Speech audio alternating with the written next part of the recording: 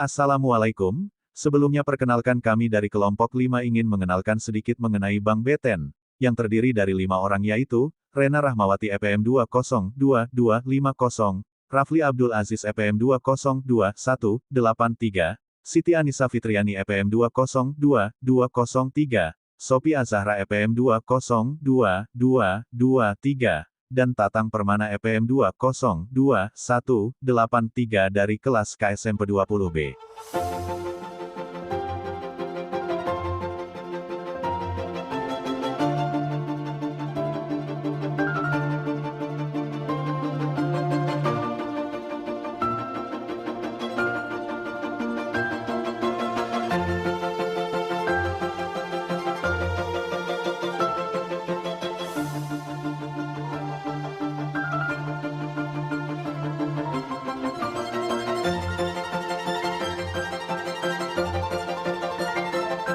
Ini adalah tabel analisis data kesehatan Bank BTN.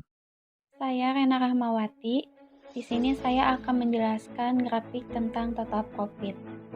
Pada Q4 2019 ke Q1 2020 telah terjadi peningkatan total profit sebesar 54,21%.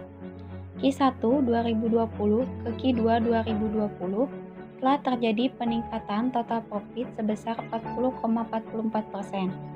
Q2 2020 ke Q3 2020 telah terjadi peningkatan total profit sebesar 31,45%. Q3 2020 ke Q4 2020 telah terjadi peningkatan total profit sebesar 30,11%. Terjadi peningkatan total profit Q4 2019 sampai Q4 2020 disebabkan oleh memperbaiki peningkatan bisnis proses di masa pandemi COVID-19 dengan memicu penyaluran dana kredit. Selanjutnya, di sini saya akan menjelaskan grafik tentang ROA. Pada Q4 2019 ke Q1 2020 telah terjadi peningkatan 0,63%. Q4 2019 ke Q1 2020 telah mengalami peningkatan. Peningkatan pada tahun 2020, Bank BTN memperbaiki dan meningkatkan pengembangan strategi memperkuat penyaluran kredit atau pelayanan perbankan kepada nasabahnya. Pada Q1 2020 ke Q2 2020 telah terjadi penurunan 0,13%. Q2 2020 ke Q3 2020 telah terjadi penurunan 0,04%. Q1 2020 ke Q3 2020 telah mengalami penurunan. Penyebab terjadinya penurunan ROA pada Bank BTN tidak menjaga pertumbuhan pendapatan bunga bersihnya. Penyebabnya pun melandainya mencetak kemampuan laba perusahaan atau pedoman standar akuntansi. Pada Q3 2020 ke Q4 2020 telah terjadi peningkatan sebesar 0,1%. Pada Q4 2020 ke Q1 2021 telah terjadi peningkatan 0,25%. Q3 2020 ke Q1 2021 mengalami peningkatan pada kuartal 4 2020, melambung tinggi pada periode yang sama tahun ke tahun. Laba bersih tersebut ditopang dalam strategi utama perusahaan atau perseroan yang bergerak positif di tengah koreksi atau pertumbuhan ekonomi akibat pandemi. Pada Q1 2021 ke Q2 2021 telah terjadi penurunan sebesar 0,26%. Q1 2021 Q2 2021 telah mengalami penurunan dan sebelumnya. Perseroan pendapatan bunga pada tahun 2021 fokus terhadap pembiayaan kredit agar total aset tercatat baik secara tahunan. Pada Q2 2021 ke Q3 2021 telah terjadi peningkatan sebesar 0,06%. Pada Q3 2021 ke Q4 2021 telah terjadi peningkatan sebesar 0,07%. Pada Q4 2021 ke Q1 2022 telah terjadi peningkatan sebesar 0,26%. Pada Q2 2021 ke Q1 2022 telah mengalami peningkatan pada kuartil 2 2021. Peningkatan laba bersih sejalan dengan kinerja perusahaan. kenaikan pendapatan bunga hingga periode yang sama. Kinerja positif Bank BTN pun ditopang oleh pengeluaran kredit. Di sini ada grafik ROE. Saya akan menjelaskan grafik ROE. Pada Q4 2019 ke Q1 2020 telah terjadi peningkatan sebesar 11,17%. Peningkatan tersebut diakibatkan adanya rasio pencadangan yang kuat. Adapun rasio kecukupan modal pada kuartal 1 2020, peningkatan permodalan tersebut pada tahun 2020.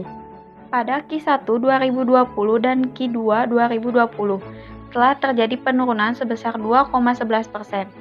Q2 2020 ke Q3 2020 telah terjadi penurunan sebesar 0,5%.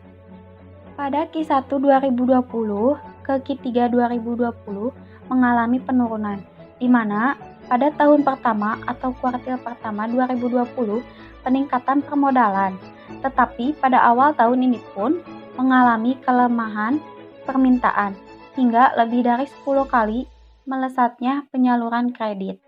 Q3 2020 dan Q4 2020 peningkatan sebesar 0,46%. Q4 2020 ke Q1 2021 peningkatan sebesar 5,1%.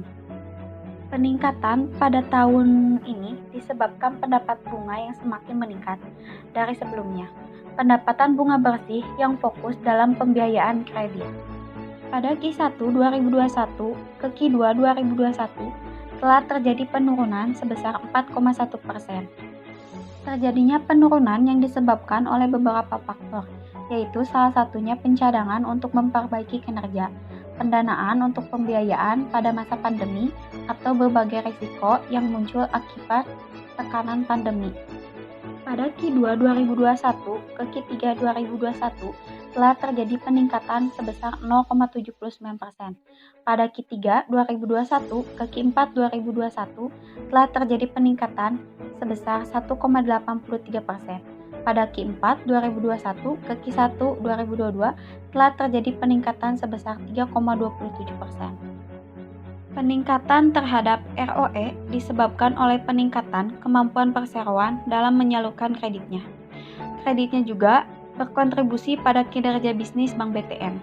Pemerintah juga memberikan fasilitas likuiditas pembiayaan kepada Bank BTN. Baik, selanjutnya saya Siti Anissa Fitriani akan menjelaskan pada diagram gross loan atau kredit yang diberikan. PT Bank Tabungan Negara Tbk atau sering disebut Bank BTN mencatat pada kuartal 4 2019 menuju kuartal 1 2020 telah terjadi penurunan kredit sebesar 1,29%. Dari 232.312.539 menjadi 229.334.925. Penurunan kredit yang disalurkan tersebut terus berkurang pada kuartal 1 2020 menuju kuartal 2 2020 yaitu sebesar 0,60%. Penurunan pada kedua kuartal tersebut belum diketahui secara pasti apa penyebabnya. Nah, lalu pada kuartal 2 2020 menuju kuartal 3 2020 telah terjadi pertumbuhan kredit yang bertambah 1,13% dari kuartal sebelumnya. Dimulai dari kuartal tersebut, Bank BTN terus mengalami pertumbuhan kredit dengan data seperti pada diagram, yaitu Q3 2020 menuju Q4 2020 naik sebesar 1,91%,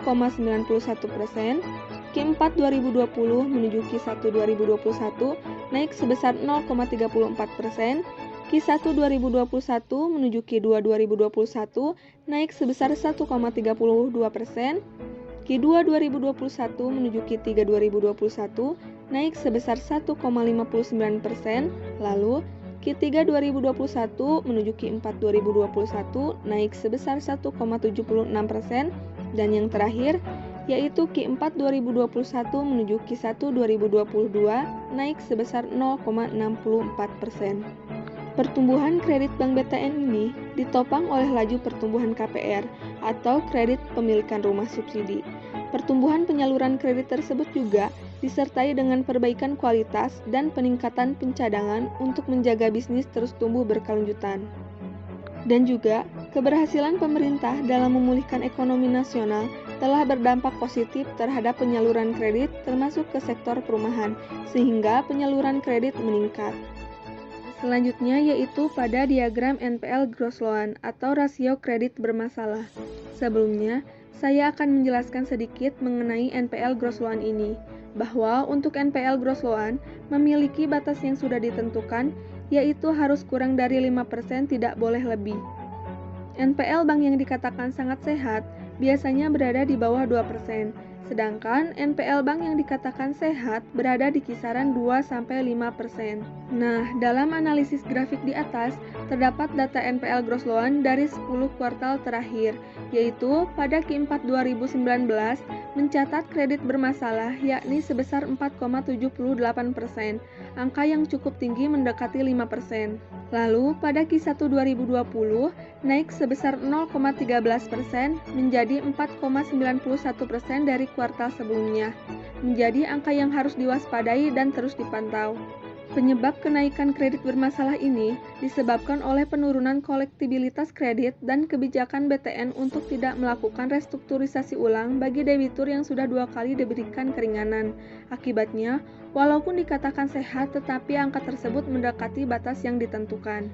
Dan pada kuartal selanjutnya, PT Bank Tabungan Negara TBK atau Bank BTN terus mencatat perbaikan kualitas aset, maka rasio kredit bermasalah pada Q2 2020 sampai Q1 2022 terus mengalami penurunan, yakni pada Q2 2020 yakni turun sebesar 0,2% menjadi 4,71%.